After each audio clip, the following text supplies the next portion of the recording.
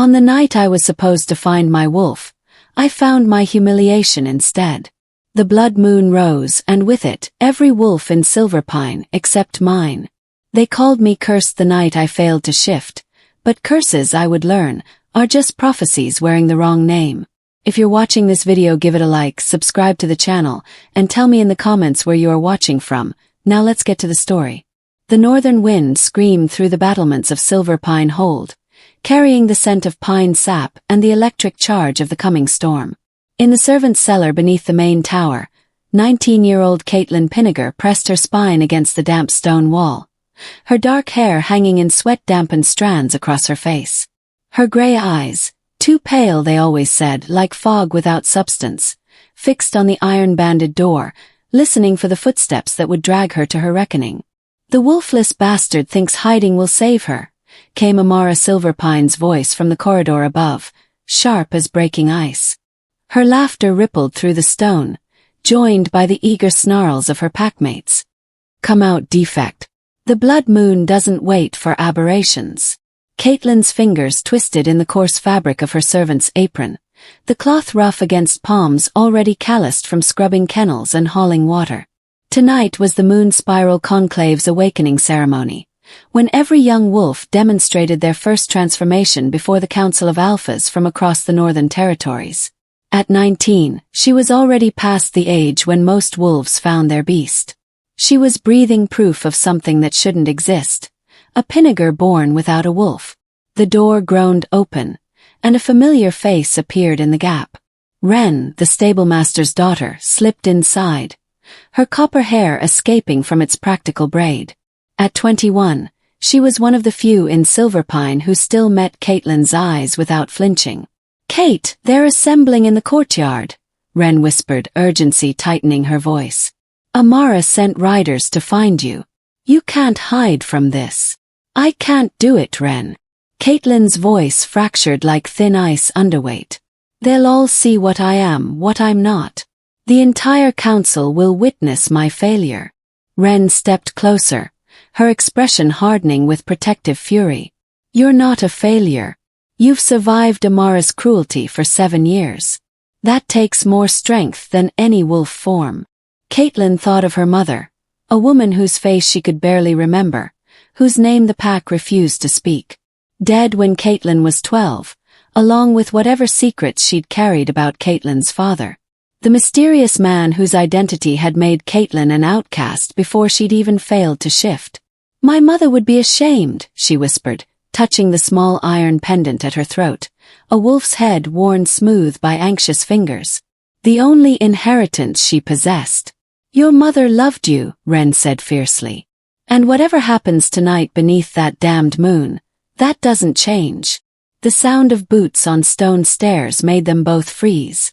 Lady Mora Pinegar, the pack alpha sister and Kaitlin's supposed guardian, descended into the cellar with the deliberate grace of a predator.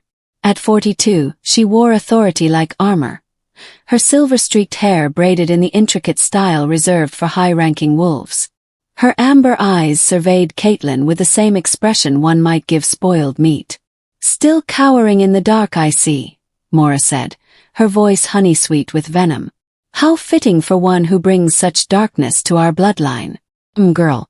The alphas have gathered, and Amara is so eager to demonstrate what a true Pinegar wolf looks like.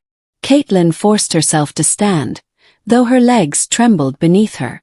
"My lady, perhaps it would be merciful if I remained below tonight. I have no wish to disgrace the Pinegar name further." Mora's laugh was all edges. "Disgrace our name? Child, you've been doing that simply by drawing breath. Tonight, at least, we make your worthlessness official before witnesses.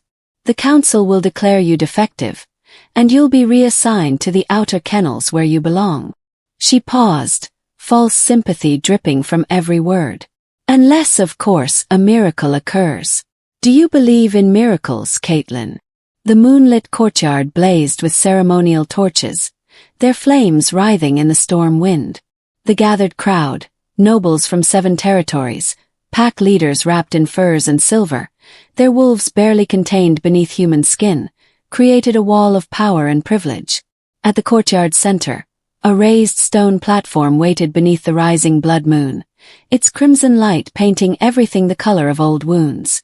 Kaitlin took her place among the servants pressed against the courtyard wall, trying to disappear into shadow. But the whispers found her anyway, circling like carrion birds. Look, the cursed girl. 19 and still human. Born of shame marked by absence. The moon goddess herself has rejected her. They say her father was a demon. Perhaps the taint runs too deep for any wolf to survive. Each word carved itself into her skin, but Kaitlin kept her face carefully empty. She had learned long ago that showing pain only fed their hunger for her suffering. On the platform, Amara Silverpine stood radiant in ceremonial white, her auburn hair cascading over shoulders that had never known labor. When she smiled toward Kaitlin, it was the smile of a wolf who had already tasted victory. The ceremony was beginning. The blood moon climbed higher, and Caitlin's heart hammered against her ribs like something desperate to escape. Tonight, before the most powerful wolves in the realm, she would reach for the transformation that had never come. Tonight, her shame would become legend. Or perhaps, in the deepest corner of her heart where defiance still flickered like a candle in the dark, tonight something else entirely would awaken. The introduction ends positioned perfectly to either continue into the ceremony's humiliation or flash back to recent mysterious occurrences, matching your outline structure. The days following the blood moon ceremony crawled by like wounded animals seeking dark places to die. Kaitlin had become a ghost in her own home, forbidden from serving in the main halls, banned from the courtyards where wolves trained, exiled to the sunless depths of Silverpine Hold where even the stones seemed to whisper her shame. Wolfless, defective, cursed. The words followed her through endless corridors of damp granite, echoing in spaces where torch smoke stained the ceilings black. Above her head, the castle lived and breathed with pack life she could no longer touch. She heard Amara's triumphant laughter ringing through the rafters, the howls of young wolves celebrating their transformations, the thunder of paws on stone as they raced through halls. Kaitlin now scrubbed on her knees. Amara made certain everyone knew of her own flawless shift, a silver-furred beauty with eyes like molten gold, powerful and pure. She wore her wolf form like a crown, parading through the hold's corridors in a display of dominance that left servants pressing themselves against walls and lesser wolves averting their gazes. Kaitlin kept her eyes down and her hands busy. It was safer that way. But something had changed the night of the ceremony. Something she couldn't name, couldn't explain, and certainly couldn't reveal. Started with the candles. 3 days after her humiliation, Kaitlin was cleaning the silver in the lower pantry, a windowless stone chamber lit only by tallow candles mounted in iron sconces. As she passed beneath them, the flames bent. Not from wind. There was no wind in these sealed depths. The fire simply reached toward her, tilting from their wicks like flowers turning toward sun. She froze, breath catching in her throat. Slowly she raised one hand. The nearest flame leaned further, its light brightening until shadows fled to the corners. "Stop," she whispered, snatching her hand back. The flame returned to normal, burning straight and steady as if nothing had happened. Caitlin's heart hammered against her ribs. Witchcraft carried a death sentence in the Northern Territories. Binding, burning, bodies left as warnings on the borders. She couldn't afford strangeness. Not now. Not when she was already marked as aberrant. She told no one. Kept her hands close to her body. Avoided the candles when she could. But the strangeness followed her anyway. A week after the ceremony, one of the kennel master's youngest pups, a runt barely 6 weeks old, took sick with a fever that turned his eyes glassy and his breathing shallow. The kennel master had already written him off, preparing to take the pup beyond the walls before dawn. Kaitlin found the creature whimpering in a corner of the kennels, too weak even to lift his head. Without thinking, she gathered the tiny wolf against her chest, feeling the rapid flutter of his heartbeat against her palm. "Shoo," she murmured, stroking the soft fur between his ears. "Shoo, little one. You're stronger than they think." Heat bloomed beneath her hands, gentle, pervasive, like sunlight soaking into frozen earth. The pup's breathing steadied. His whimpering quieted. When Kaitlin looked down, his eyes had cleared to bright amber, alert and focused. He licked her fingers and yipped, suddenly ravenous with returned health. Kaitlin set him down with shaking hands and fled before anyone could see. But that night, she caught her reflection in a wash basin and gasped. In the moonlight filtering through the narrow window, her skin bore markings, delicate silver patterns like frost on glass, tracing the veins along her forearms before fading like breath on a mirror. She plunged her arms into the cold water, scrubbing until her skin burned. The patterns vanished, but she could still feel them beneath the surface, waiting. What's happening to me? The question had no answer, only fear. The arrival of Alpha Darren Stormrend shattered Silverpine's routine like a stone through ice. Word spread through the servants' quarters before dawn. The council had ordered inspections of all northern strongholds, and the Eastern Territory's most feared Alpha was coming to evaluate Silverpine's defenses and allegiances. They called him the Moonslayer, a title earned in the border wars where he'd cut down 3 rival Alphas in a single night. His wolf form said to be black as starless sky and twice the size of any natural beast. Rumors painted him as brutal, efficient, and unmated since the death of his first bond partner 5 years prior. He tolerated no weakness, showed no mercy, and answered only to the High Council itself. Kaitlin was ordered to help prepare the Great Hall for the welcoming feast, a task that required her to remain invisible while nobles and high-ranking wolves filled the space with their power and presence. She moved along the walls like a shadow, replacing spent candles, refilling wine decanters, existing in the spaces between notices. When Alpha Darren entered the hall, the very air seemed to contract. He was tall, taller than any wolf Kaitlin had seen, with dark hair touched with silver at the temples despite appearing no older than 30. His face was carved from harder substances than mere flesh, sharp jaw, prominent cheekbones, eyes the pale blue-gray of winter ice. He wore black leather and dark furs, and moved with the absolute confidence of a predator who had never known fear. The Silverpine Alphas bent their heads in deference. Even Amara, radiant in ceremonial silks, seemed diminished in his presence. Kaitlin told herself to remain invisible, to keep her eyes down, her movements small and unremarkable. But as she reached across a table to pour wine into a goblet, she felt the weight of a gaze like a physical touch. She looked up without meaning to. Alpha Darren Stormrend was staring directly at her. The moment stretched, pulled taut as a bowstring. His ice-blue eyes fixed on hers with an intensity that stole the breath from her lungs. She saw something flicker across his face. Surprise, perhaps, or recognition of something he couldn't name. His posture shifted almost imperceptibly, his head tilting as though listening to a sound only he could hear. Inside Kaitlin's chest something answered. A pulse of heat, of presence, of power she'd never felt before. For one impossible heartbeat, she could have sworn she felt his wolf, ancient, immense, and utterly still, bow its great head within him. Then Alpha Silverpine's voice shattered the moment.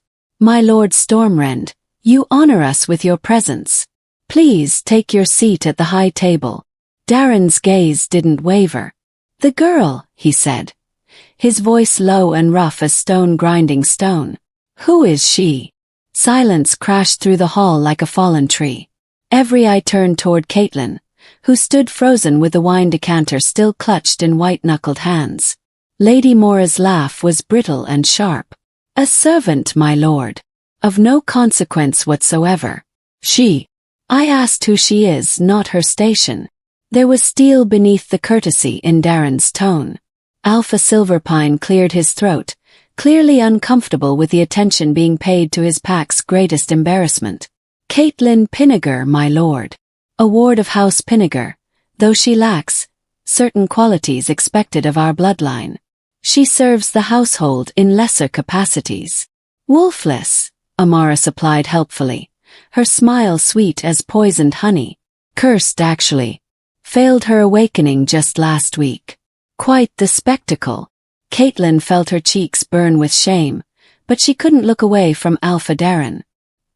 He studied her as though she were a text written in a language he'd thought extinct, his expression unreadable. "Interesting," he said finally, and returned his attention to his hosts. But Kaitlin felt the words settle over her skin like a brand. She served the rest of the feast in mechanical silence, refilling cups and clearing platters while conversation swirled around her like smoke. She was aware of Darren's presence at every moment, the way space seemed to bend toward him, the way other wolves unconsciously angled their bodies in deference. And she was aware of his gaze returning to her again and again, as though solving a riddle that vexed him. When the feast finally ended and nobles dispersed toward their chambers, Kaitlin fled to the kitchens to help with the washing. Her hands were elbow-deep in greasy water when Amara's voice cut through the steam. "Well, well.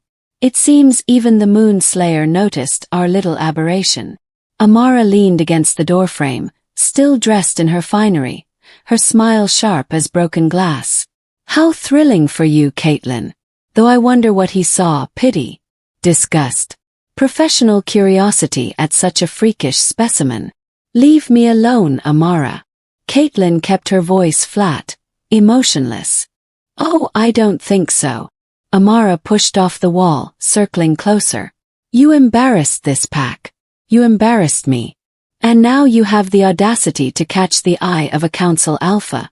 I think you need a reminder of your place." Amara's hand shot out, grabbing Caitlin's arm and yanking her toward the kitchen's back door, toward the alley where servants emptied slop buckets and pack discipline was administered away from noble eyes. Kaitlin stumbled, pain flaring where Amara's fingers dug into her flesh like iron clamps. "Let go." Power flared beneath Caitlin's skin. That same heat, that same presence. The silver markings erupted along her arms, glowing like moonlight on water. Amara's eyes widened. "What the? Release her." The voice was quiet, but it carried the weight of absolute authority. Amara dropped Caitlin's arm as though burned, spinning to find Alpha Darren Stormrend standing in the kitchen doorway. He filled the space, his presence forcing Amara back 2 steps despite her wolf's instinctive dominance. "My lord, I was simply—" "I said release her." Darren stepped into the kitchen, his ice-blue eyes fixed on Caitlin's exposed forearms where silver patterns still glimmered faintly beneath the skin. "Now leave. Both of you." Amara fled with a wolf's survival instinct. Kaitlin stood rooted to the spot, her heart thundering, as Darren approached with careful, measured steps, the way one might approach a wild animal or something sacred. He stopped an arm's length away, close enough that she could smell pine and cold wind on his clothes. "Let me see," he said gently. Slowly, Kaitlin extended her arms. The markings were fading but still visible, intricate spirals and runes that seemed to shift when viewed directly, patterns that predated language itself. Darren studied them in silence, and when he finally spoke, his voice carried something that might have been wonder. "You're not cursed, Kaitlin Pinegar. You're sealed. And whatever power was bound inside you is beginning to wake." He looked up, meeting her eyes. "The question is, are you ready for what comes when it fully breaks free?" Before Kaitlin could answer, he was gone, leaving her alone in the kitchen with her glowing arms and her racing thoughts and the absolute certainty that her life had just shifted onto a path she couldn't see but could no longer avoid. That night, Kaitlin dreamed. She stood in a vast silver forest where trees grew from starlight and the ground hummed with ancient power. Before her, chained in bands of celestial metal, was a white wolf larger than any natural creature, fur like fresh snow, eyes burning gold blue with the light of distant suns. The wolf looked at her with infinite patience and infinite sorrow. "Kaitlin," it whispered, though its mouth didn't move. The voice echoed inside her chest, inside her bones. "Daughter of moon and memory, heir to what was stolen. The chains are weakening.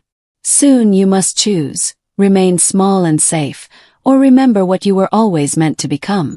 "I don't understand," Kaitlin whispered. The white wolf smiled, sharp teeth gleaming. "You will. When the time comes, listen for my voice. And when they come to break you, remember. The moon doesn't apologize for eclipsing the sun." The chains rattled. Light flared. Kaitlin woke gasping in her narrow servant's bed. her arms blazing with silver fire that faded only as dawn crept through the window. Outside, a wolf howled, long, lonely, and filled with recognition. The awakening had begun. The archive vault of Silverpine Hold existed in a state of deliberate neglect, a forgotten wound in the castle's lowest level where centuries of documents mouldered in the dark. Dust cloths draped over furniture like burial shrouds, and the air tasted of old parchment and secrets left to rot. Lady Mora had assigned Kaitlin to clean the vault as punishment for attracting undue attention from Alpha Darren. 3 days of scrubbing floors, organizing crumbling ledgers, and breathing air thick enough to choke on, all while forbidden from speaking to anyone, especially their distinguished guest. Kaitlin didn't mind the isolation. After the feast, after Darren's words about seals and awakening power, after dreams of chained white wolves, she needed space to think, to breathe, to understand what was happening beneath her skin, where silver light still pulsed faintly with each beat of her heart. She worked through the vault systematically, creating stacks of documents by age and purpose. Tax records, birth registries, treaties and alliances, correspondence with other pacts. Most of it was mundane, the bureaucratic skeleton of a minor noble house trying to maintain relevance among more powerful bloodlines. But on the third day, while moving a heavy chest of sealed correspondence, the bottom gave way. Kaitlin stumbled backward as aged wood splintered, scattering documents across the stone floor. She knelt to gather them, muttering curses, when her hand touched parchment that seemed to hum beneath her fingers. The document was old, the vellum yellow-brown with age, the ink faded to rust red. But the seal at the bottom burned bright as fresh blood, a silver wolf howling before a full moon, surrounded by stars arranged in a spiral pattern she'd seen before. In her dreams, on her skin. Her hands trembled as she unfolded the parchment, squinting at script written in an archaic style. Most of it was illegible, eaten by time and moisture. But fragments remained.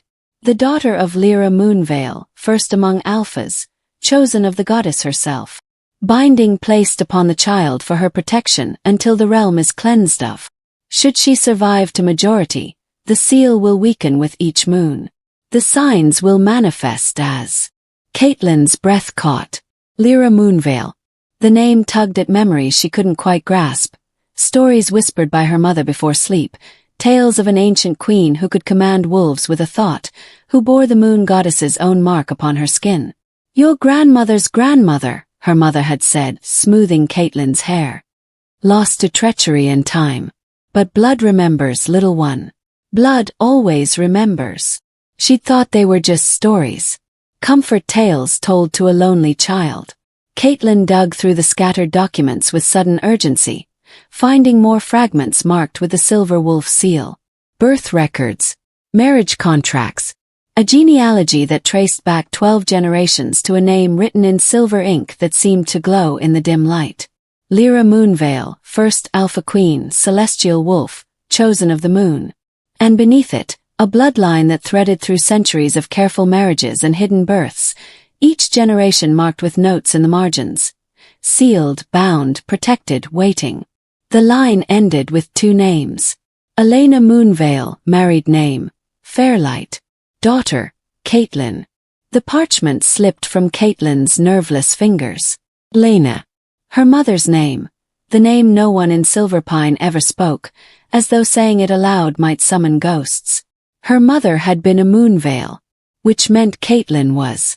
Well, what have we here? Caitlin's head snapped up. Amara stood in the vault's entrance, backlit by torchlight from the corridor. Her expression sharp with predatory curiosity. Nothing, Kaitlin said quickly, moving to gather the documents. Just old records. House histories. But Amara was already crossing the vault, her enhanced wolf speed making her a blur. She snatched the genealogy from Caitlin's hands before she could react, her eyes scanning the text. Kaitlin watched shock, then fury, then something calculating flash across Amara's face. Moonveil, Amara breathed. You're claiming descent from the Moonveil line. She laughed, the sound harsh as breaking stone. Oh, this is perfect. Not only are you a wolfless freak, You're also delusional. Or worse, a fraud trying to steal noble lineage. I'm not claiming anything, Kaitlin said, trying to keep her voice steady. I just found. You forged documents to create false legitimacy. Amara gathered the parchments with swift, violent movements. Treason against the bloodlines. Falsification of royal records. Do you have any idea what the council does to commoners who try to steal noble heritage? Those aren't forged. They're centuries old. Convenient. Amara smiled, sharp and cold. I'm sure the Alpha will be fascinated to hear how our little servant discovered secret documents proving she's descended from the greatest queen in wolf history. Documents no one has seen before. Hidden in a vault only you had access to. Terror seized Kaitlin's throat. Amara, please. But Amara was already moving toward the door, documents clutched against her chest like weapons. The council secretary arrived this morning. Perfect timing, really. He'll want to examine these forgeries. Immediately. She paused at the threshold, looking back with false sympathy. I almost pity you, Kaitlin. You were content being nothing. Now you'll be executed for trying to be something. The door slammed shut, followed by the grinding sound of a key turning in the lock. Kaitlin was alone in the dark with her racing heart and the certainty that she'd just signed her own death warrant. They came for her at dawn. 2 of Alpha Silverpine's personal guard hauled her from the vault where she'd spent the night, dragging her up through levels of the hold while servants pressed themselves against walls and whispered behind their hands. Kaitlin didn't struggle. What would be the point? The Hall of Banners was Silverpine's formal judgment chamber, a vast stone room where the crests of allied houses hung from the rafters like captured battle standards. The space was designed to intimidate, and it succeeded. At the far end, Alpha Silverpine sat in his high seat, with Lady Mora to his right and a thin man in council robes to his left. The secretary, his face pinched with bureaucratic distaste. And standing before them all, radiant in her righteousness, was Amara. Alpha Darren Stormrend stood to one side, his expression unreadable. His ice-blue eyes tracking Kaitlin as the guards forced her to kneel on the cold stone. Kaitlin Pinegar. Alpha Silverpine's voice boomed through the hall. You stand accused of falsifying royal documents, claiming false lineage to the Moonvale bloodline, and attempting to defraud this pack of its honor and integrity. How do you answer? Kaitlin's mouth was dry as ash. I found the documents. I didn't forge anything. I didn't even know what they meant until. Liar! Amara's voice cut like a blade. You spent 3 days alone in that vault. Plenty of time to create forgeries and age them artificially. She's desperate, father. Desperate to be anything other than the wolfless waste she is. The council secretary cleared his throat. My Lord Alpha, if I may. The documents in question do appear quite aged. However, forgery techniques exist that can simulate centuries of wear. What we need is verification. He gestured to the parchments spread across the table before him. These bear blood seals, ancient magic that responds only to legitimate descendants of the bloodline in question. He picked up the genealogy, the silver wolf seal gleaming even in the hall's dim light. If the girl truly carries Moonvale blood, the seal will recognize her. If not, he shrugged. We'll have our answer. Bring her forward, Alpha Silverpine commanded. The guards hauled Kaitlin to her feet and pushed her toward the table. She stumbled, catching herself against the edge, staring down at the parchment bearing her mother's name. Place your hand upon the seal, the secretary instructed, his tone clinical. Press firmly and hold for 3 heartbeats. Kaitlin looked up, meeting Alpha Darren's gaze across the hall. He gave the slightest nod, whether of encouragement or warning, she couldn't tell. She placed her palm against the silver wolf seal. For a moment nothing happened. Amara's smile grew triumphant. The secretary began to speak. Light exploded from beneath Kaitlin's hand. The seal blazed like captured starlight, silver radiance flooding the hall with such intensity that nobles cried out and shielded their eyes. The parchment lifted from the table, hovering in the air as ancient script began to glow, words appearing that hadn't been visible moments before. Recognized. Moonvale bloodline, 13th generation. Bearer. Kaitlin, daughter of Elena, daughter of Lyra. Status. Heir apparent, sealed by covenant. Warning. Binding weakening. Awakening imminent. The light pulsed once more, then faded. The parchment drifted back to the table. In the ringing silence that followed, Kaitlin stared at her palm where silver patterns now traced her skin, the same markings from her dreams, permanent and undeniable. Impossible, Lady Mora whispered, her face bloodless. The Moonvale line was extinguished. The council confirmed it centuries ago. The secretary's hands shook as he gathered the documents. The seals don't lie, my lady. They can't be fooled or forged. This girl. She carries the blood of the first Alpha Queen. Alpha Silverpine's expression had gone from stern to terrified. This changes nothing. She's still wolfless. Whatever blood she carries, it's clearly corrupted. It's not corrupted. All eyes turned to Alpha Darren, who stepped forward with the authority of his rank and reputation. It's bound. I've seen this before in the Eastern Territories. Powerful bloodlines sometimes seal their children's wolves to protect them from enemies. The seal weakens over time, usually breaking when the heir reaches majority. He looked at Kaitlin. How old are you? 19, she managed. Last month. And the manifestations began after the blood moon ceremony? She nodded mutely. Darren turned to Alpha Silverpine. Her wolf is sealed, not absent. And if she truly carries Moonvale blood, when that seal breaks, she'll be more powerful than any wolf in this room. Possibly more powerful than anyone alive. The implications hung in the air like smoke. Amara recovered first, her voice sharp with desperate venom. She's dangerous then. An unstable power that could destroy us all. The cursed blood of a traitor queen. Lyra Moonvale was no traitor, the secretary interrupted, surprising everyone. The records say she vanished, not that she betrayed anyone. And if this girl is her heir? He looked at Kaitlin with something approaching awe. The council will want her brought to the capital immediately. This is beyond our authority to judge. No. Lady Mora stood, her face twisted with fury and fear. She's under our stewardship. She stays in Silverpine where she can be controlled.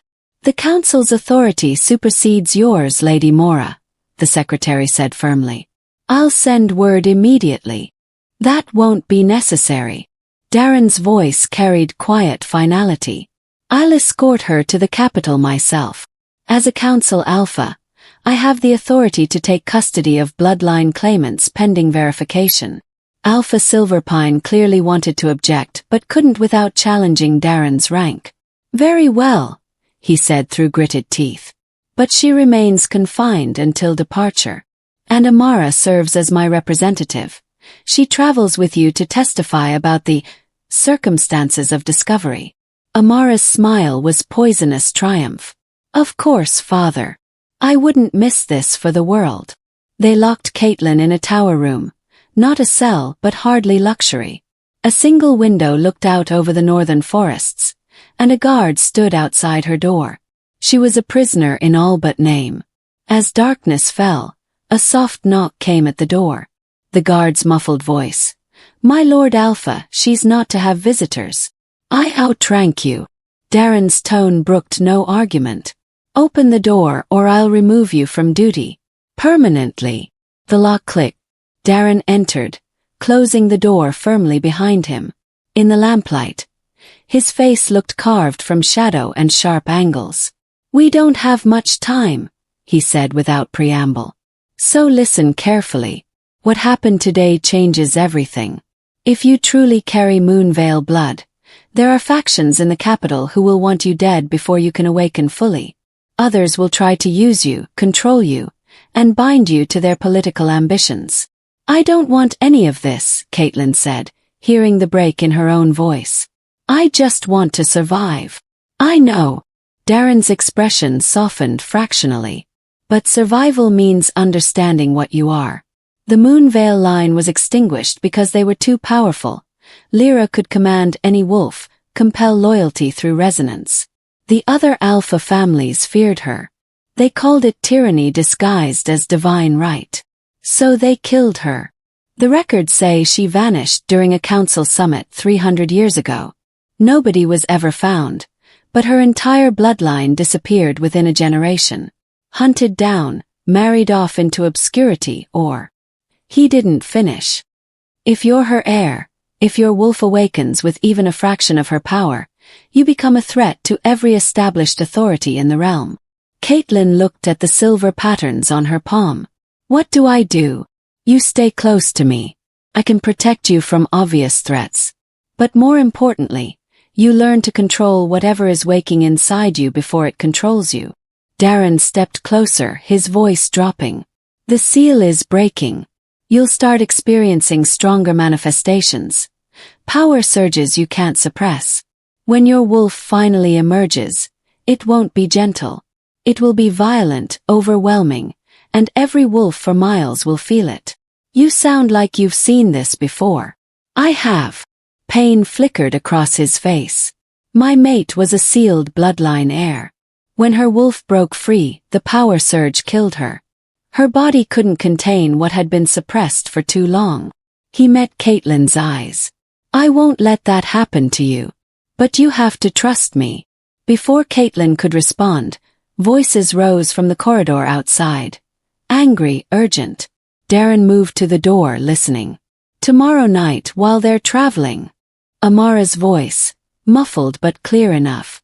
Are you certain the Council Alpha suspects nothing? A male voice Kaitlin didn't recognize. Darren Stormrend is arrogant. He thinks his reputation alone will protect him.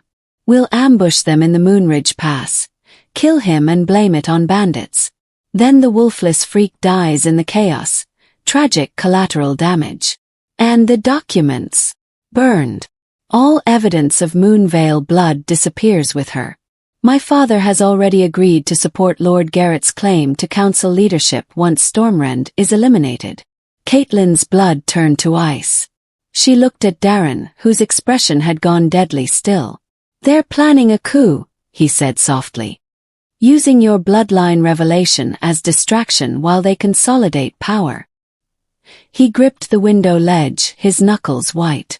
If we ride to the capital tomorrow, we'll be walking into an ambush. But if we don't leave, they'll find another way to eliminate us both. What do we do? Darren was silent for a long moment, weighing options, calculating odds. Finally, he looked at her with something fierce and final in his eyes. We run. Tonight. Before they're ready. He moved to the door, then paused.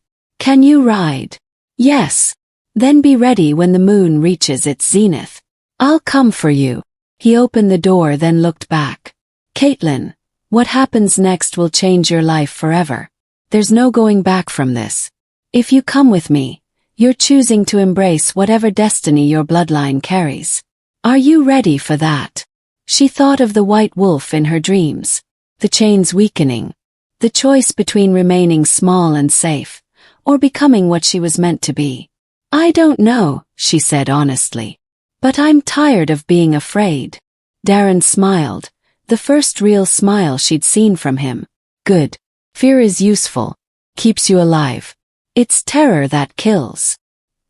He left, and Kaitlin was alone with the moonlight streaming through her window and a choice that felt less like decision and more like destiny finally catching up. Outside, a wolf howled, long and lonely and full of promise. The awakening had begun. And with it the first stirrings of war. The moon hung full and merciless above Silverpine Hold, its light sharp enough to cut. Kaitlin waited by her window, dressed in the plainest clothes she owned, a stolen cloak bundled in her arms. Midnight had come and gone. The zenith was approaching. Below, in the courtyard, torches moved in purposeful patterns, guards changing shifts, stable hands settling the horses. Everything looked normal. Too normal. A scratch at her door made her heart leap. But when it opened, it wasn't Darren. It was one of the kitchen girls, Petra, her face pale with fear. "Miss Kaitlin, you have to hide." "They're coming." "Who? What's happening?" "Lady Amara. She knows the Alpha plans to help you escape. She's convinced her father you're a witch, that you've spelled Lord Darren to betray them." Petra grabbed Kaitlin's arm, her fingers digging in desperately. "They're bringing chains blessed by the moon priests.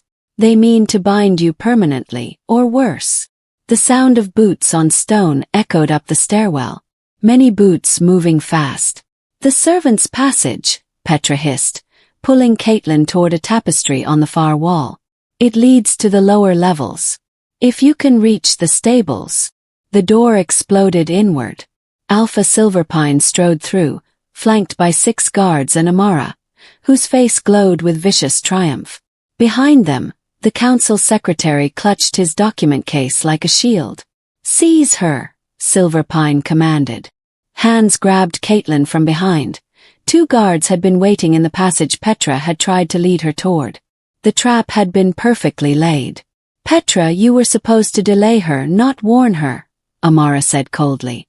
The kitchen girl's face crumpled with guilt and terror. "Take her to the dungeons. We'll deal with traitors later." They dragged Petra away, her sobs echoing down the corridor.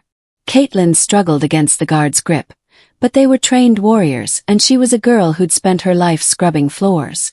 "Where is he?" Silverpine demanded. "Where's the Stormrend Alpha?" "I don't know what you're." Amara's hand cracked across Kaitlin's face with enough force to split her lip. "Don't lie. We found his quarters empty. His horse missing, supplies taken. You warned him about the ambush." She leaned close, her breath hot against Kaitlin's ear. "You stupid wolfless bitch. Did you really think he cared about you? He used you, bait, to draw out my father's allies. And now he's fled to gather his forces while leaving you to face the consequences." "No," Kaitlin said, tasting blood. "That's not enough." Silverpine's voice carried the weight of absolute authority. "By the power vested in me as Alpha of this territory, I declare Kaitlin Pinegar guilty of witchcraft, bloodline fraud, and conspiracy to commit treason against the council. The sentence is death." The words fell like stones into water, sending ripples of finality through the room. The council secretary stepped forward, his face troubled. "My Lord Alpha, the council should be consulted before executing a potential Moonvale heir." "There is no Moonvale heir," Silverpine snarled. "There is a servant girl who forged documents and seduced a council Alpha into betraying his oaths. The documents will be burned. Her body will be disposed of. And when Stormrend returns, if he returns, he'll find nothing but ashes." Amara smiled, cold and bright as winter stars. "I want to do it myself. She's been a thorn in my side since we were children. I've earned this." Silverpine nodded. "Take her to Moonridge Woods. Make it clean. And make sure no one finds the body." They bound Kaitlin's wrists with rope that burned like liquid silver, blessed cords as Petra had warned, designed to suppress wolf magic. Not that she had any magic to suppress. The silver patterns on her palm had faded to faint scars. Whatever power had awakened during the seal's recognition seemed to have retreated, leaving her as helpless as she'd always been. They loaded her into a covered wagon, Amara and 4 guards climbing in after. The council secretary started to protest again, but Silverpine silenced him with a look. As the wagon rolled through the gates, Kaitlin caught a glimpse of the northern tower where Darren's quarters stood dark and empty. He'd left her. Of course he had. What was she to an Alpha like him? A political curiosity, a potential weapon, but never a person worth risking his life to protect. The thought hurt worse than the blessed ropes cutting into her wrists. Moonridge Woods earned its name from the way moonlight gathered in the forest canopy, creating pools of silver radiance between shadows so deep they seemed to swallow sound. Ancient trees twisted overhead like arthritic fingers, and the ground was soft with centuries of rot. They stopped in a clearing where standing stones jutted from the earth in a broken circle, remnants of some pre-council ritual site, old magic that predated even the wolf packs. Amara ordered the guards to bind Kaitlin to the largest stone, the one carved with symbols worn smooth by time and weather. They tied her standing, arms spread, like a sacrifice to forgotten gods. "Do you know what this place is?" Amara circled her slowly, a silver dagger gleaming in her hand. "It's where they used to execute witches. Where they burned women who claimed divine power they hadn't earned."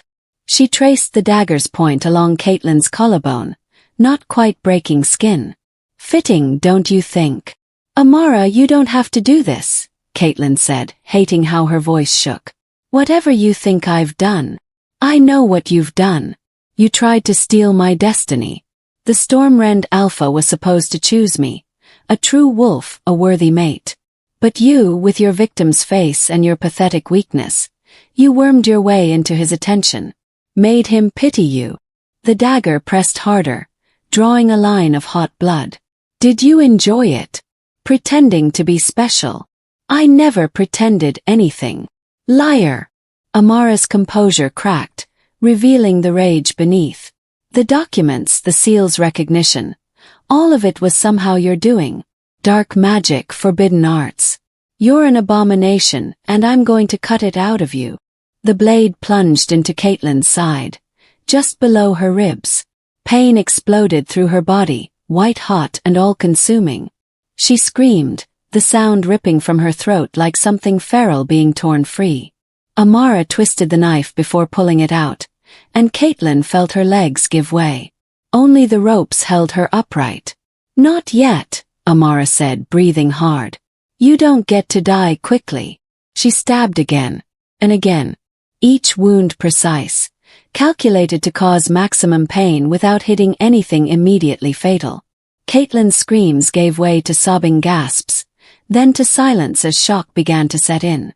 Blood ran down her body, pooling at her feet, soaking into earth that drank it greedily. "My lady," one of the guards said uneasily. "This is taking too long. If someone comes." "No one's coming," Amara said, but she lowered the dagger. "Fine. We'll let her bleed out." More poetic anyway. The wolfless freak dying slowly, alone, under the moon she was never worthy of. They cut the ropes. Kaitlin collapsed, her body folding like paper, unable to even catch herself. She hit the ground hard, tasting dirt and blood. "Burn the ropes," Amara instructed. "And anything else that might connect us to her. Wolves will find the body. Scavengers will scatter the bones. By morning, there won't be enough left to identify." Their footsteps retreated. The wagon creaked away through the forest. And Kaitlin was alone. She tried to move, to crawl, and to do anything. But her body wouldn't respond. The wounds were too deep, too many. Blood kept flowing warm against the cold ground, life draining away with each weak beat of her heart. This was how it ended, then. Not in glory or transformation, but in dirt and darkness, killed by jealousy and politics, erased like she'd never mattered at all. "I'm sorry," she thought to no one. "I'm sorry I wasn't strong enough." Above, the moon hung full and bright, indifferent to the dying girl beneath its light. Or perhaps not indifferent, perhaps waiting. The pain began to change. What had been sharp agony transformed into something else, a burning that spread from her wounds outward, racing through her veins like liquid fire. Kaitlin gasped, her back arching, hands clawing at the ground. The silver patterns on her palm blazed to life, glowing so bright she could see them through her closed eyelids. Light spread from her hand up her arm, across her chest, down her spine, silver lines like lightning frozen in flesh. Inside her mind, something massive stirred. Enough. The voice wasn't hers, but it came from within her. Ancient, furious, feminine, and powerful enough to shake the foundations of reality. "You bound me, chained me, tried to erase what I am. But blood remembers. And I am awake." The seal shattered. Kaitlin felt it break like chains snapping under impossible pressure, a metaphysical explosion that sent shockwaves rippling through the forest. Trees groaned, their branches whipping in sudden wind. The standing stones cracked, ancient carvings flaring to life with the same silver light consuming her body. Thunder rolled across a cloudless sky. Lightning struck the clearing. Not once, but 7 times in rapid succession, each bolt hitting the ground around Kaitlin in a perfect circle. The air itself seemed to scream, reality tearing like fabric. Power flooded into her. Not just wolf magic, but something older, wilder, divine. Her wounds closed. Flesh knit itself together with impossible speed, leaving not even scars. The blood on the ground rose like liquid mercury, drawn back into her body, reclaimed. And then she changed. The transformation wasn't gentle. Her bones broke and reformed, muscles tearing and rebuilding, skin splitting to make way for fur. But there was no pain, only fierce, exultant joy. This was what she was meant to be. This was what had been stolen from her. The wolf that stood where Kaitlin had fallen was massive, nearly twice the size of any normal shifter. Her fur was pure white, but threaded with silver that seemed to hold captured starlight. Her eyes blazed like twin comets, not yellow, not amber, but silver-white with cores of ancient fire. She threw her head back and howled. The sound rolled across the forest like thunder, carrying power that made lesser wolves whimper and bow. It was a declaration, a challenge, a queen reclaiming her throne. Every wolf within 50 miles felt it in their bones, the awakening of something that should have remained buried. Lightning crackled around her, drawn to her presence, dancing between the trees. She was storm and starlight made flesh, divine violence barely contained in mortal form. She was Moonveil, and she was done hiding. Darren Stormrend had never been a man who second-guessed his instincts. When every nerve in his body had screamed trap, he'd slipped from Silverpine Hold through routes even the guards didn't know, intending to circle back once he'd assessed the situation from outside the castle's walls. He'd expected pursuit. An ambush on the roads, perhaps, or assassins sent after him. He hadn't expected the sky itself to crack open. The lightning was visible for miles, 7 strikes in perfect synchronization, followed by a howl that made his wolf rise to the surface unbidden, pressing against his skin with a desperate need to submit, to answer, to serve. What in the goddess's name? He kicked his horse into a gallop, racing toward the source of that power signature. Toward Moonridge Woods. Toward Kaitlin. He found the clearing lit like midday despite the hour. Lightning still arced between the trees in lazy patterns, drawn to a presence at the center of the standing stones. The wolf was magnificent, terrifying, divine, and utterly, unmistakably Kaitlin. He dismounted slowly, hands raised, though every instinct told him to kneel. His own wolf had already surrendered. He could feel it bowing inside his mind, recognizing dominance so absolute it transcended pack politics. The white wolf's head turned, those comet-fire eyes focusing on him. For a moment he thought he might die. Power radiated from her in waves, and she could kill him without even trying. Then recognition flickered. The lightning faded, and the massive wolf padded toward him, graceful despite her size, until they stood mere feet apart. She was still larger than him, even on 4 legs. Darren's wolf forced him to his knees. Not submission born of fear, but acknowledgement of what stood before him. A true alpha, a Moonveil heir, power incarnate.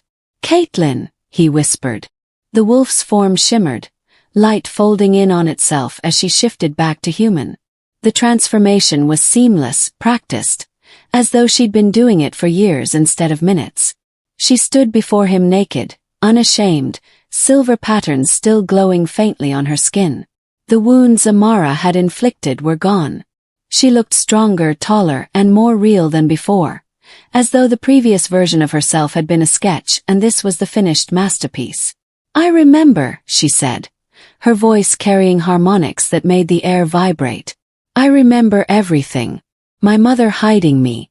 The seal they placed to protect me from those who killed my grandmother. The bloodline they tried to erase." She looked down at her hands, watching lightning dance between her fingers.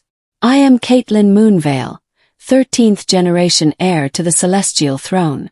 Daughter of Elena, daughter of Lyra, chosen of the moon goddess herself." She met his eyes, and Darren felt something click into place. a bond forming between them, spiritual and primal, deeper than pack hierarchy or political alliance. His wolf recognized her as mate, as queen, as destiny. "And I am done running," Kaitlin said softly. "They tried to kill me to protect their power. They murdered my family to prevent my awakening. But blood remembers, Darren. And the Moonveil line is not so easily destroyed." Thunder rolled overhead, though the sky was clear. "What do you intend to do?" Darren asked, though he already knew the answer. Kaitlin smiled, fierce and beautiful and terrifying. "I'm going to reclaim what's mine. Starting with making them regret they ever let me bleed on sacred ground." She extended her hand to him. "Will you stand with me? Not as alpha to alpha, but as mate to mate. As oath brother to the storm they've unleashed." Darren took her hand without hesitation. The moment their skin touched, power surged between them. His ice and shadow merging with her lightning and starlight, creating something new, something unbreakable. Their bond ignited like a struck match, burning through their souls, marking them as bound in ways that went beyond mortal understanding. "I will stand with you," Darren said, "until the last star falls." Kaitlin pulled him to his feet. In the distance, Silver Pine Hold's bells began to toll. Alarm, warning, too late. The Moonveil heir had awakened, and the realm would never be the same. The Moonveil sanctum had stood empty for 300 years, hidden beneath layers of forgetting and deliberate erasure. But the land remembered what maps had omitted. When Caitlin's newly awakened wolf followed the pull in her blood, she led Darren through a forest that seemed to part before them, branches bending away, shadows retreating, until ancient stone steps emerged from earth that had conspired to conceal them. The sanctum was carved into the mountainside itself, not built but grown, as though the stone had willingly shaped itself to house something sacred. Silver veins ran through the rock like frozen lightning, pulsing faintly in response to Caitlin's presence. "This place feels alive," Darren said quietly, his hand resting on the pommel of his sword out of habit rather than threat. "It is." Caitlin's voice carried the dual-toned quality that came when her wolf lay just beneath her skin. "It was made to preserve. Wait. To remember when everyone else chose to forget." The main chamber opened before them like a cathedral of stone and starlight. The ceiling stretched impossibly high, carved with constellations that glowed with their own luminescence. At the center stood an altar, not for sacrifice but for communion, and upon it rested a single object, a crown of silver and moonstone that seemed to breathe with contained power. But it was the murals covering the walls that stole their breath. Scenes painted in pigments that hadn't faded despite centuries, telling a story written in images and ancient script. Kaitlin approached slowly, her fingers tracing the first panel. "Lyra Moonveil," she whispered. "My ancestor." The painting showed a woman of impossible beauty standing before assembled wolf packs. Her hand raised not in dominance but in blessing. Light radiated from her, and the wolves around her, hundreds of them, glowed in response, connected by threads of silver power.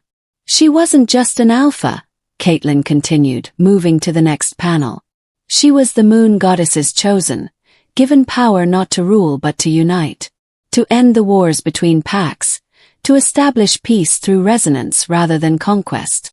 The murals progressed through scenes of prosperity, wolves and humans living in harmony, cities built on cooperation rather than domination, a golden age where the Moonveil resonance kept the peace without chains or bloodshed. Then came the darkness. The later panels showed conspiracy, assassins in shadows, alphas meeting in secret councils. And finally, the murder. Lyra surrounded by those she'd trusted, blades blessed by corrupted priests, her light extinguished not through strength but through treachery. "They killed her because she made them irrelevant," Darren said, his voice hard with understanding. If wolves could be united through resonance, through freely given loyalty, then alphas who ruled through fear and violence had no purpose. So they destroyed her and rewrote history to make her line the villain. The final panel showed something else. A child hidden away, a seal placed with desperate hands, and words carved in silver that blazed as Kaitlin approached. When cruelty becomes creed, when power corrupts the covenant, when wolves have forgotten what it means to run free, then shall the moon send her heart in human form, blood of my blood, to restore what was broken. The prophecy, Kaitlin breathed. I'm not just an heir. I'm the answer to a prayer spoken 3 centuries ago. Darren moved to stand beside her, his presence solid and grounding. Then we give them what they've been waiting for. But Kaitlin. He turned her to face him, his ice-blue eyes searching hers. The capital is preparing to crown Amara as High Alpha. They've spread word that you died a traitor's death, that I fled in disgrace. If we walk into that arena, we'll be walking into a trap designed by the same families who murdered Lyra. I know. She placed her hand over his heart, feeling it beat strong and steady. But running means they win. It means another 3 centuries of corruption and cruelty. And I didn't survive death to hide in sanctuaries. Their bond thrummed between them, his wolf rising to meet hers in perfect synchronization. Then we go to the capital, Darren said.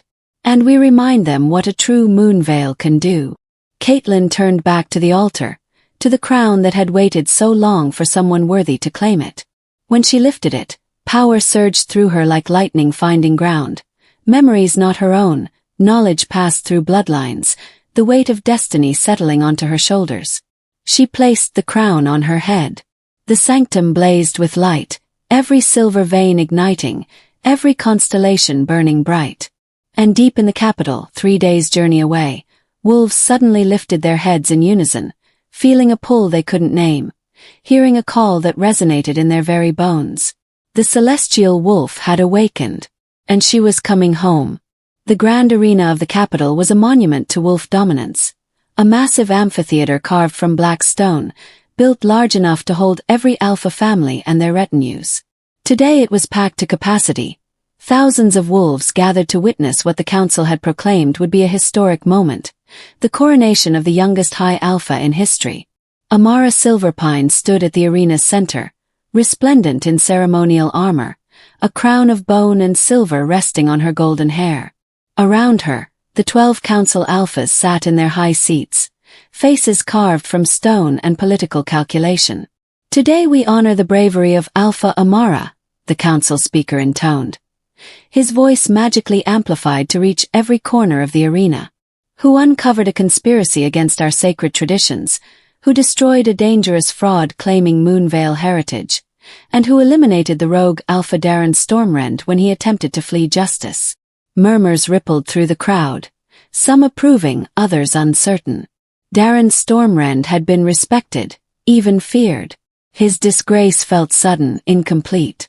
Let this coronation mark a new era, the speaker continued. An era where the council's authority is absolute, where false prophets and pretender bloodlines are crushed before they can. The arena gates exploded. Not with violence, but with presence. A wave of power so overwhelming that every wolf in the arena felt it like a physical blow to the chest. Conversations died. Breath caught. Heart stuttered. Through the settling dust, 2 figures walked side by side. Darren Stormrend very much alive, his ice-blue eyes cold with controlled fury. And beside him, crowned in silver and moonstone, wrapped in robes that seemed woven from starlight itself, walked Kaitlin Moonvale. The silence was absolute. Then chaos erupted. Impossible! Alpha Silverpine roared, half rising from his seat. She's dead. We executed her. You tried. Kaitlin's voice carried without amplification, resonating through the arena like a bell. You stabbed me. Left me to bleed on sacred ground. Thought you could erase what I am like you erased my ancestors. She kept walking, unhurried and absolute. But blood remembers. And the goddess protects her own. Amara's face had gone white, then red with rage. Guards! Kill them! Kill them both! 100 warriors surged forward, weapons drawn. Kaitlin raised her hand.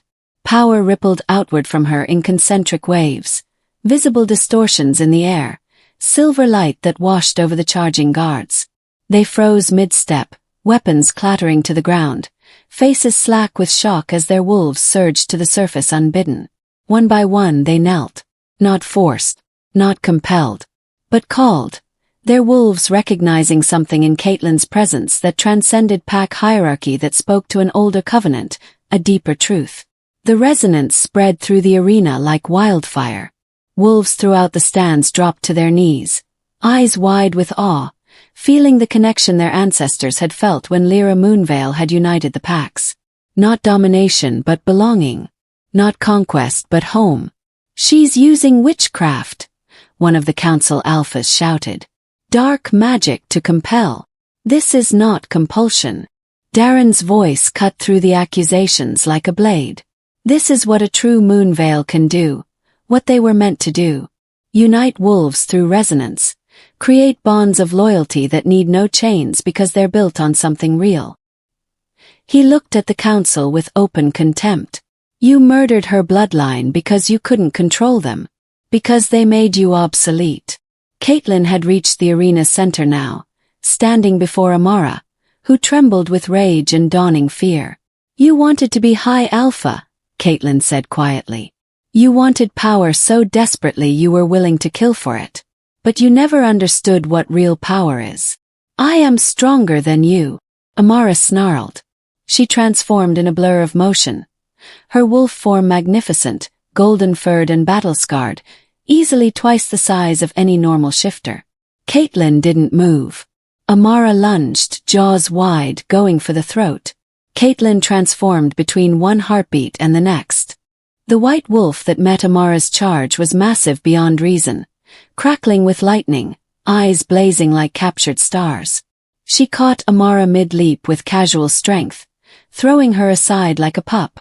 Amara rolled to her feet, snarling. From the council seats, someone threw 2 silver blades into the arena, blessed weapons forged in ancient forges, designed to kill even the divine.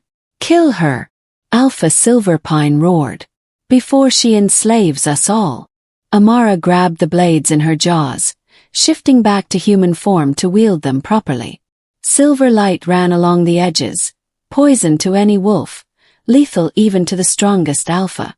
She struck with trained precision, both blades flashing in coordinated strikes meant to disembowel. Kaitlin's wolf didn't dodge.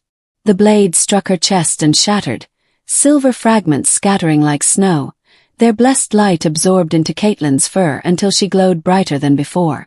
"How?" Amara stumbled backward, empty hands shaking. "Those weapons killed gods. I am not a god." Kaitlin shifted back to human form, still crowned, still radiant. "I am what the goddess sent when wolves forgot how to be anything but cruel. I am the answer to centuries of corruption. And I am done letting you define me." She raised her hand, and lightning danced between her fingers, not threatening but offering. "I could kill you," Kaitlin said softly. "The power is there. Justice demands it. But my ancestor didn't unite the packs through violence. She did it through mercy, through giving wolves a choice." She lowered her hand. "So I give you the same choice. Kneel and join the new covenant, one where alphas serve their packs instead of ruling them. Or leave. Go into exile. Live the rest of your life knowing you were offered redemption and refused it." Amara stood frozen, the entire arena watching, waiting. Behind Kaitlin, Darren Stormrend dropped to one knee, his ice-blue eyes never leaving hers. "I, Darren Stormrend, Alpha of the Northern Territories, pledge my oath to the Celestial Wolf, not in fear but in faith, not as subject, but as believer in what you represent." His words broke the dam. One by one, alphas throughout the arena knelt.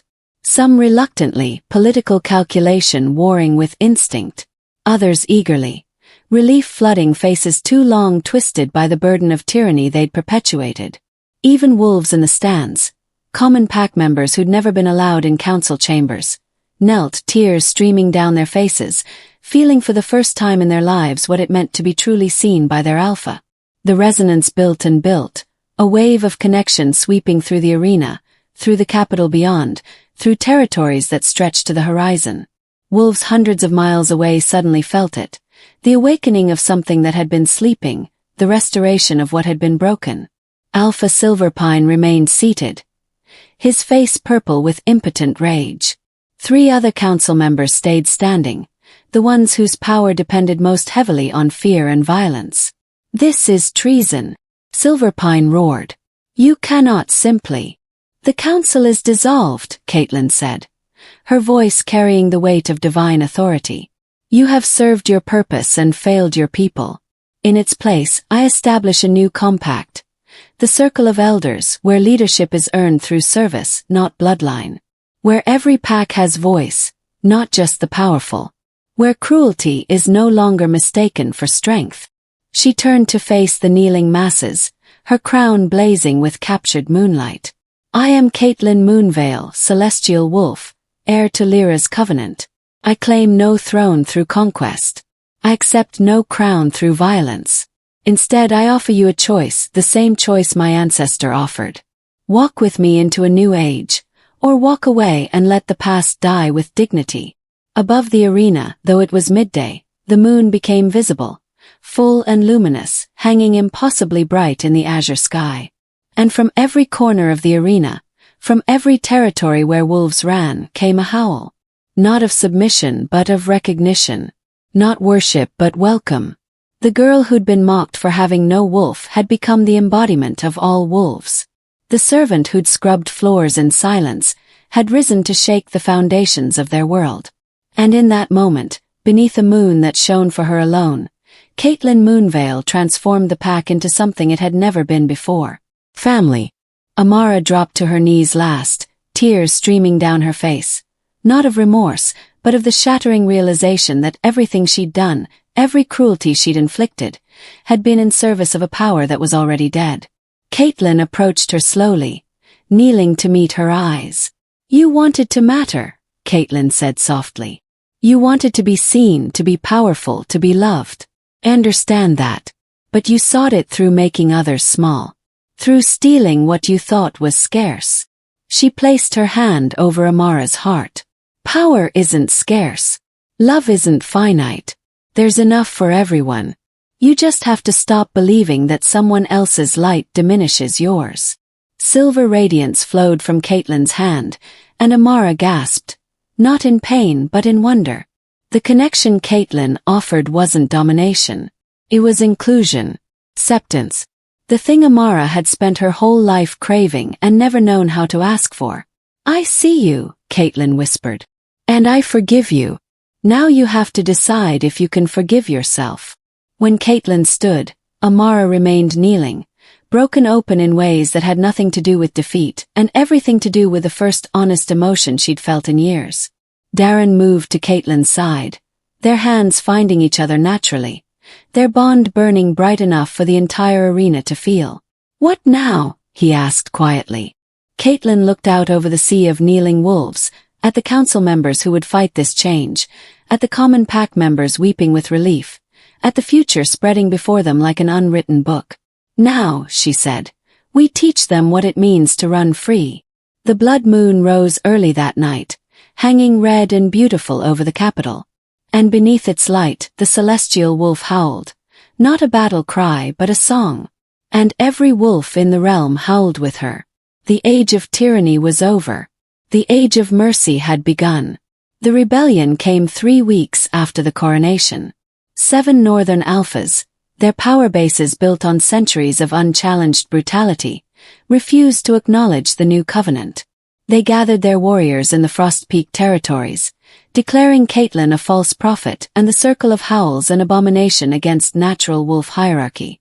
"Let them come," one of Darren's advisors urged, maps spread across the war table. "We have superior numbers now. We could crush them in a fortnight." Kaitlin stood at the window of what had once been the council chamber and was now something softer. A meeting hall where chairs sat in circles rather than hierarchies, where every voice carried equal weight regardless of bloodline. "No," she said quietly. "We will not begin this new age with blood." Darren moved to her side, understanding in his eyes even as his wolf bristled at the thought of letting challengers live. "They've executed 17 wolves who spoke in support of the circle. They're burning villages that swore allegiance to you. At some point, mercy becomes complicity. I know. Kaitlin touched the window glass, watching dawn break over the capital, pink and gold touching rooftops where wolves now walked freely, where children played without fear of arbitrary punishment. But violence is their language. If I speak it back to them, I've already lost. She turned to face the assembled advisors, alphas and common pack members alike, chosen for wisdom rather than birth. I'm going to them. Alone. The room erupted in protest. Absolutely not, Darren said, his voice carrying alpha authority despite his sworn oath to stand beside rather than above her. They'll kill you the moment you cross into their territory. They'll try. Kaitlin's smile was sad and knowing. But I'm not the girl who stumbled into an archive vault anymore. I'm not even the heir who awakened in Moonridge Woods. I'm what the goddess sent to teach wolves another way. She raised her hand, and silver light danced between her fingers, not threatening but alive. Trust me. The resonance that pulsed from her wasn't compulsion. It was reassurance, bone deep and true. Every wolf in the room felt it. She would return. She would succeed. Not through strength, but through something the rebel alphas had never learned to defend against. Compassion. The Frost Peak territories lived up to their name. A harsh landscape of snow-laden peaks and valleys where only the strong survived, where weakness meant death, where alpha law was written in scars and screaming. Kaitlin walked through the rebel encampment alone, the snow crunching beneath her feet, her silver crown catching the pale northern light. Warriors surrounded her within moments, weapons drawn, faces twisted with hate and fear. The false queen comes to kneel before true alphas, sneered Alpha Fenric, largest of the rebels, a scarred giant of a man whose reputation for cruelty stretched back decades. Good. We'll display your head on the southern border as a warning to any who dare challenge natural order. I didn't come to fight, Kaitlin said, her breath misting in the frozen air. I came to understand. Fenric laughed, the sound like breaking ice. Understand. You destroyed the council. Dissolved the hierarchy that kept wolves civilized for 300 years. And you call yourself compassionate while throwing the realm into chaos. The council kept wolves enslaved, Kaitlin corrected gently. There's a difference between civilization and cruelty disguised as order. We know what you are. Another alpha stepped forward. Mara Bloodfang, famous for executing entire bloodlines who dared question her authority. A Moonveil abomination using resonance magic to enslave free wolves. You're no better than the witch queen your ancestor was. Then let me show you what I truly am. Before they could react, Kaitlin transformed. But not into the massive white wolf they'd heard described. Instead, silver light exploded from her in waves. Not painful, not forceful, but encompassing. It washed over the assembled warriors, over the rebel alphas, over every wolf in the encampment. And for the first time in their lives, they felt what resonance truly meant. Not domination, not compulsion, but connection. Through the silver light, they experienced what Kaitlin experienced. The fear of a wolfless girl mocked and beaten, the loneliness of never belonging, the pain of assassination and betrayal. But also the awakening, the power that came not from crushing others but from lifting them up, the joy of wolves freely choosing unity over division. And deeper still, they felt the memories that came with her crown, Lyra Moonveil's memories, passed through blood and time. They saw the golden age before the council's corruption, when wolves ran in packs bound by love rather than fear, when alphas served their people instead of ruling them. They saw what they'd lost, what had been stolen, what could be again. The resonance faded slowly, leaving warriors on their knees, tears freezing on their cheeks. Alpha Fenric stared at his hands as though seeing them for the first time. Hands that had broken so many others, that had inflicted pain because pain was all he knew. I was 6 years old when my father beat me for crying, he whispered. He said tears were weakness, that an alpha shows no softness or the pack tears him apart. He looked up at Kaitlin, something broken and young in his ancient eyes.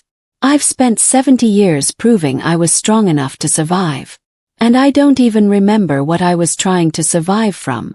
Kaitlin knelt in the snow before him, eye to eye with the alpha who'd sworn to kill her. You survived, she said softly. You're still here. But surviving isn't the same as living, Fenric. And strength that requires you to destroy others isn't strength at all. It's fear wearing a crown.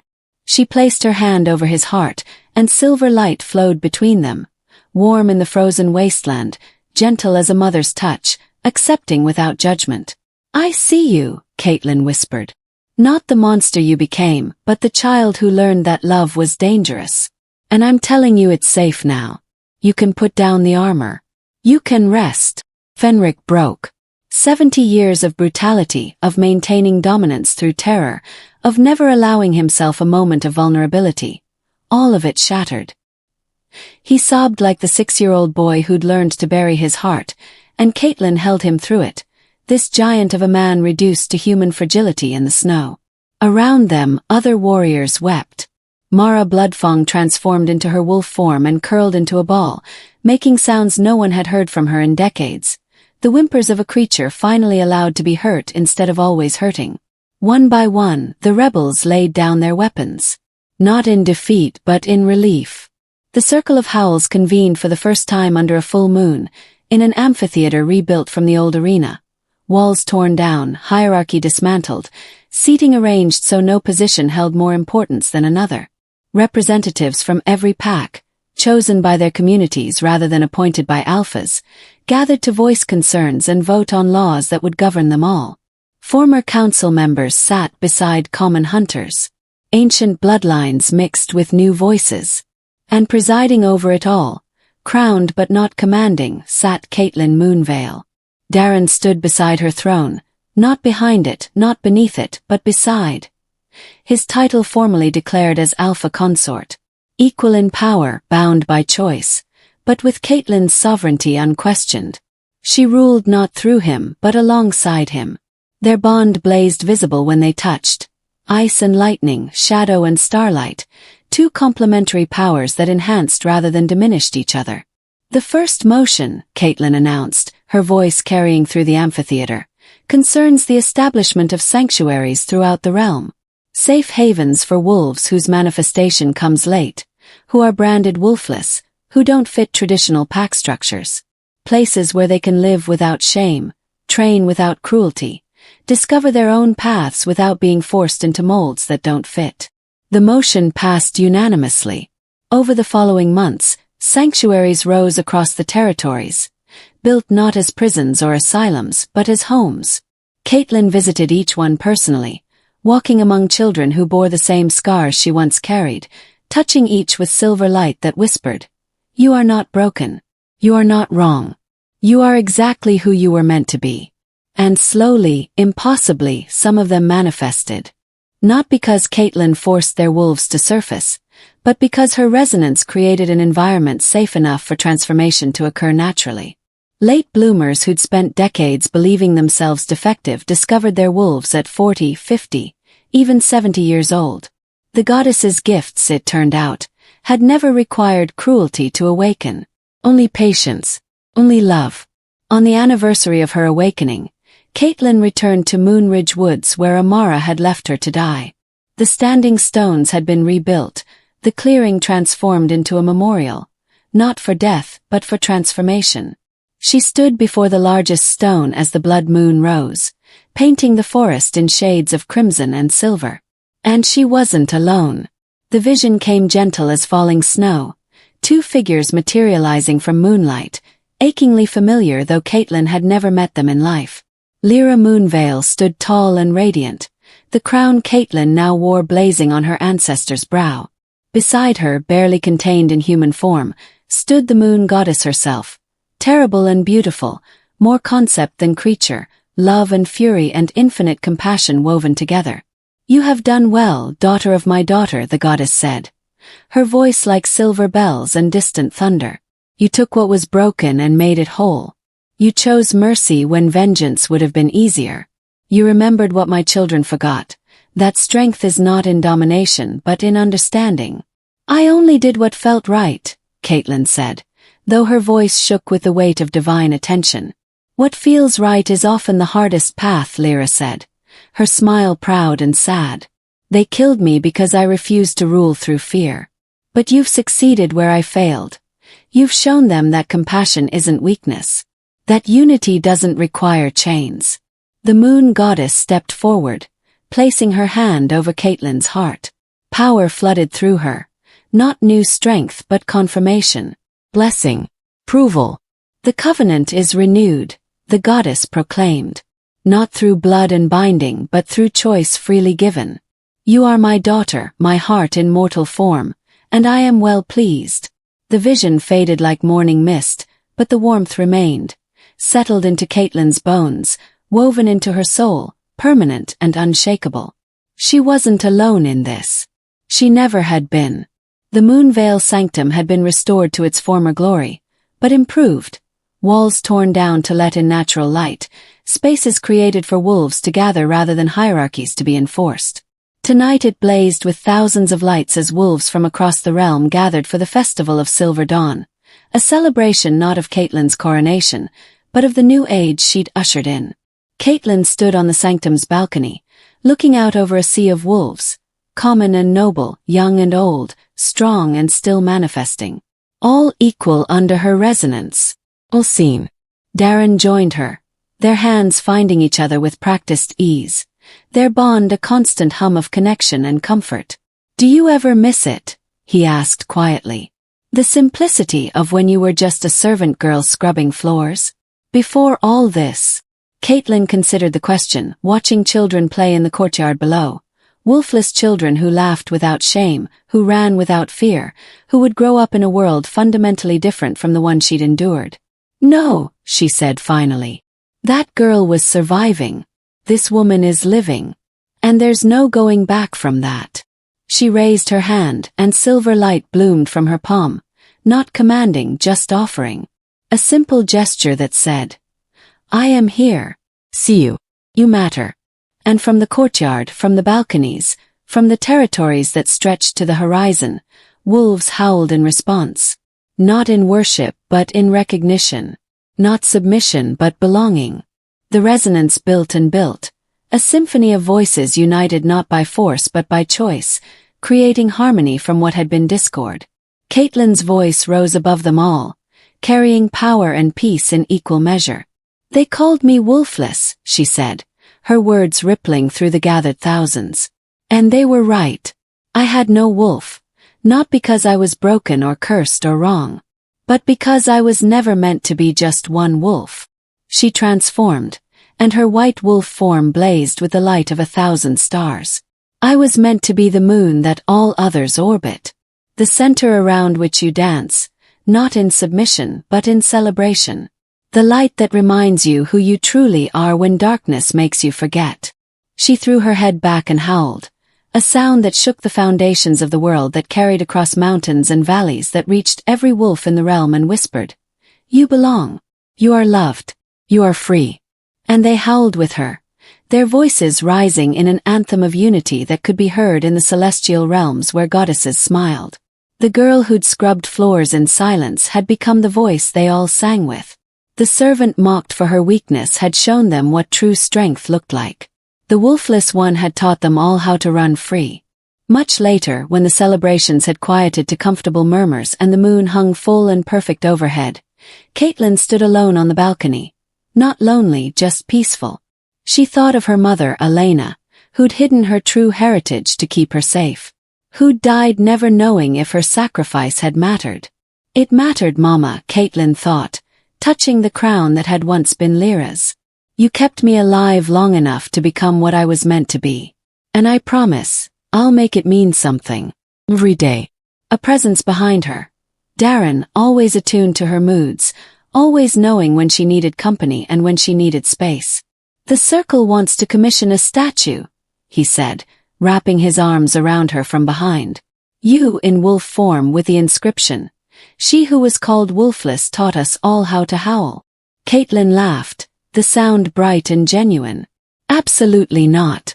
That's mortifying. Too late. I already approved it.